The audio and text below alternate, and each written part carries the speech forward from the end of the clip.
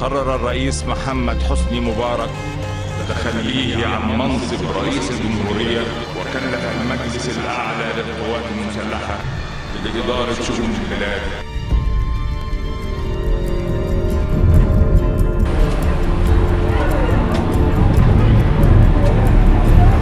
ويكون الفائز بمنصب رئيس جمهورية مصر العربية هو السيد الدكتور محمد مرسي عيسى العيار.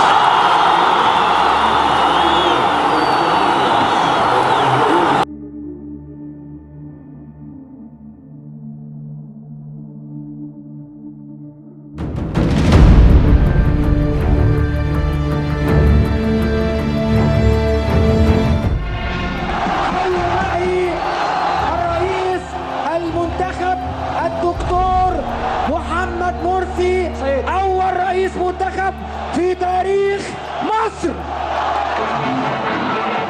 لا مكان لأحد ولا لمؤسسة ولا هيئة ولا جهة فوق هذه الإرادة.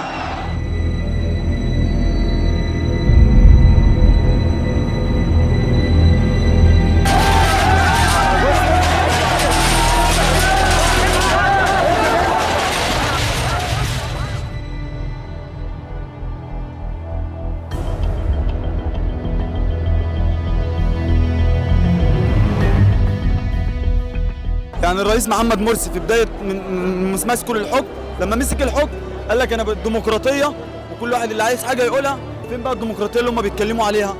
ادي الديمقراطيه اللي هم نازلين بيضربونا، مش ديمقراطيه. وقال لك بعد ال 100 يوم حاسبونا، واحنا نازلين النهارده عشان خاطر ال 100 يوم خلصوا نازلين نحاسبك. تمام؟ جاي تضربنا ليه؟ بعت الرجاله بتاعتك تضربنا ليه؟ احنا عملنا ايه معاكم؟ النهارده اللي بينزل بيقول ضد اي حاجه ضد المرسي بيضربوه وبيموتوه كمان. دي البلطجه بعينها بقى، دي البلطجه بعينها. النهارده جمعه الحساب للرئيس اللي شرط على نفسه 100 يوم. الناس النهارده نازله تظاهر مظاهرات سلميه، مظاهرات سلميه يحدفوا بين بالطوب ويقولوا عليهم بلطجيه. ليه؟ ليه العمايل ديت؟ هو مش شرط على نفسه 100 يوم في البرنامج بتاعه، ما حققش اي حاجه في ال 100 يوم ولا هيحقق في اي حاجه. خطاباته كلها بيهدد فيها الشعب، ولا عنده برنامج اقتصادي للشعب ولا سياسه للشعب. ارض الواقع الشعب بيموت كل يوم، لا امن ولا خبز ولا امان ولا اي حاجه، ولا اي حاجه من البرامج دي. والسياسه القديمه هي سواد الحرب في حاله مبدئيه. افتكرتوش حضرتك؟ طوبة؟ مش عرفتوش؟ لا. الاخوان اللي بتتاجر بالدين جايبه بلطجيه من كل محافظات مصر تضرب انقى واشرف شباب مصر. احنا جايين نحتاج على براءة قتلة الشهداء. اهو الرئيس اللي بيقول حكامهم بأدلة جديدة بيطلعهم براءة وبيرقيهم قتلة الشهداء. الثانية كانت موقعة جمال، دي موقعة خرفان. دخلوا خرفان؟ ايه؟ دخلوا خرفان؟ هم اللي كانوا موجودين ايه؟ ما هم خرفان. وده لازم يحصل عشان الثورة تفرز، تطلع عيوبها. الاخوان خسروا كده خلاص. مرسي لازم يتشال بالطول والعرض. احنا ما عملناش ثورة عشان يحكمنا حكم اخوان. يسقط حكم المرشد. يسقط حكم المرشد. يسقط حكم المرشد. يسقط حكم المرشد.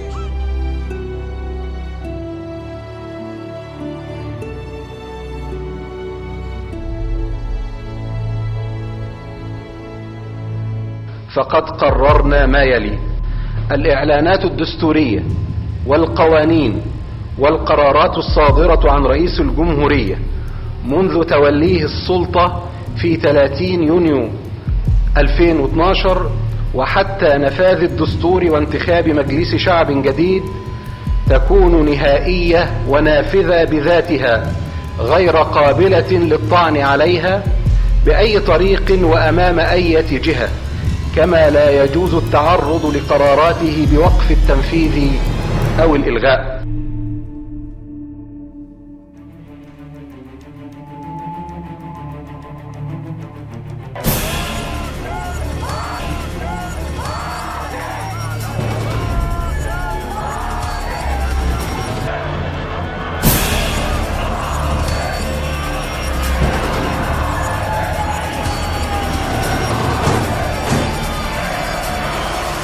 أصل نفسه بثلاث سلطات: خلى نفسه سلطة تشريعية وحط لنفسه سلطة تنفيذية وحط لنفسه السلطة القضائية. فهو خد 3 سلطات. لما نيجي نرجع للأول أيام الثورة، هو كان قال إن أنا عمري ما اتخذ قرارات أو أي حصانات ليا دون أن استفتى عليها الشعب، ولكن حصن نفسه بإعلان دستوري تاني. ادى لنفسه حق إن القضاء ذات نفسه ملهوش سلطة عليه. طب إزاي؟ أنت دلوقتي خليت السلطة التنفيذية أعلى من السلطة القضائية، وده ما ينفعش في مصر. احنا عايزين نمشي بالقانون، يدي للقضاء حقه. حسني مبارك قعد 30 سنة ما عملش كده مع القضاء. واحنا لو سكتنا شويه فعلا البلد دي هتتكمم وهتتقفل وهتبقى خلاص هنقول عليها الرحمن الرحيم. مصر ام الدنيا بتنتهي. يعين النائب العام من بين أعضاء السلطة القضائية بقرار من رئيس الجمهورية لمدة 4 سنوات تبدأ من تاريخ شغل المنصب، ويشترط فيه الشروط العامة لتولي القضاء. في فرق بين انك بتشيل النائب العام وبتعزله وبتضرب قانون السلطة القضائية، وفي فرق بين انك بتوزع غنايم. لا يجوز لأي جهة قضائية حل مجلس الشورى أو الجمعية التأسيسية لوضع مشروع الدستور. وبعد تشكيل اللجنة بالنسب الآتية: الحرية والعدالة والنور السلفي حوالي 75% من عضوية الجمعية من داخل البرلمان، و40% من عضوية الجمعية من خارج البرلمان، يعني حوالي من 65 ل 70% من عضوية الجمعية التأسيسية ككل. 5% سيدات، 6% أقباط. الدستور ده نتاج فصيل واحد له رؤية واحدة، ما هياش أغلبية الشعب المصري، ولا بيشاركوا فيها في فكره أغلبية الشعب المصري. ليه بتفرض عليا رؤية ما بتؤسسش لدستور ديمقراطي؟ ليه بتعمل لي دستور هيخلق ديكتاتور جديد؟ لا أريد أن أكون في جمعية تأسيسية نسبة تمثيل المرأة بها هي 6%. لا أريد أن أكون في جمعية تأسيسية تمثيل الشباب بها محدود للغاية، هو دون 6%، دون 5%. ومن اختير لتمثيل الشباب اختير بمعيار الولاء الحزبي وليس بمعيار تمثيل حقيقي للشباب. نحن لا نريد دستور يصدر بأغلبية 51 صوت.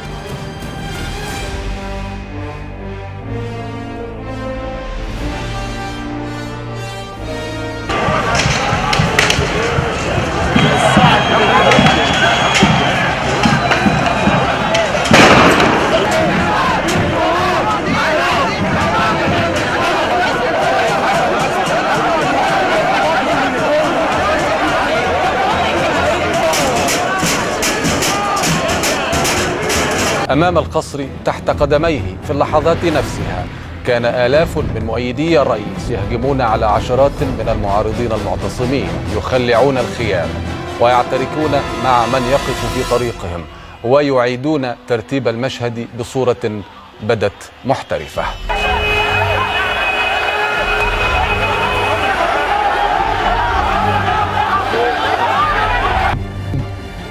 محمد حسين قرني اللي قال لنا اسمه دكتور محمد سلطان رئيس الإسعاف اللي عثر عليه وبطلق ناري في صدره، وهو عمره 23 سنة.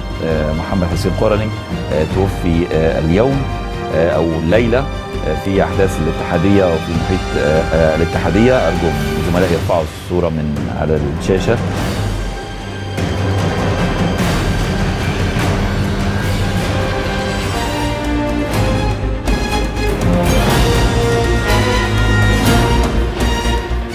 كان المرعب انه انا في ثواني ساعه ما اتشديت منهم انا كان ابتدى اعتداء، ابتدى تجريدي من ملابسي كلها بشكل بشع جدا. كم من الايدين مش عارفه، انا كنت حاسه ان ايديا الاثنين مش كفايه عشان اقدر اصد ده كله، زائد ان كان في انا كنت حريصه ان انا ما انزلش على الارض، لان كنت خايفه ان انا لو وقعت على الارض ان هتكون نهايتي، يا اما حداس يا اما هتبقى المساله هتتحول الى اغتصاب كامل.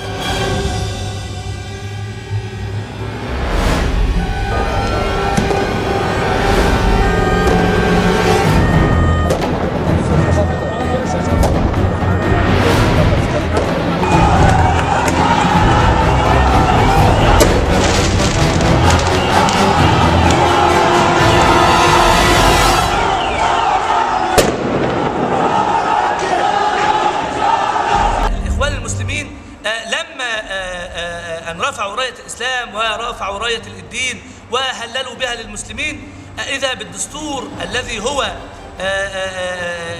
القاعدة التي يتحاكم إليها المصريون فيما بعد يأتي على خلاف ما أراد العامة وعلى خلاف ما كان يظن الناس أنه سيكون دستورا شرعيا، دستورا يحكم بالشريعة، يحكم بالدين، يحكم بسنة النبي محمد، إذا به لا يرتكز إلا على أمور قليلة جدا نصت على الشريعة أو نصت على دين الله أو نصت على حكم الإسلام وحكم الشريعة. الأمر الذي وقع فيه الإخوان المسلمين بعده هم إلصاق التهم المعلبة بكل من خالفهم، فكل من خالفهم هو زنديق أو رجل من الفلول أو رجل ممن يقبض أو ممن يتناول أو مما يتعاطى الفلوس من أوليائه أو من أسياده.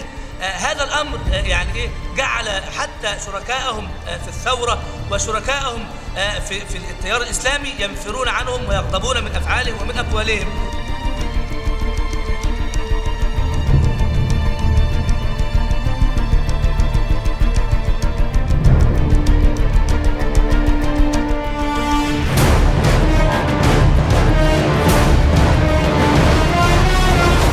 أقول له كفاية كده حرام. مش عاجبك مرسي ليه؟ ماله؟ ده سؤال.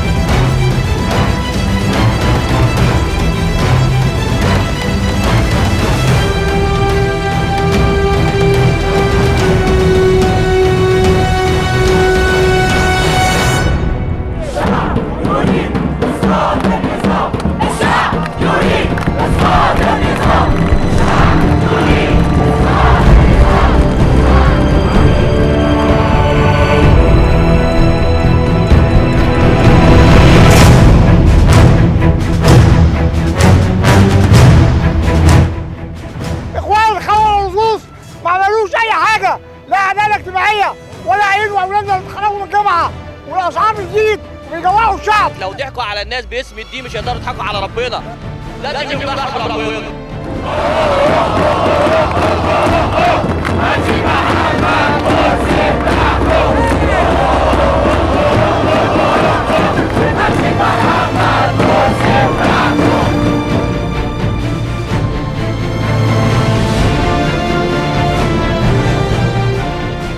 دعمين سيبها تنحى بكرامتك. محمد مرسي يا اخوان دستور يا اخوان.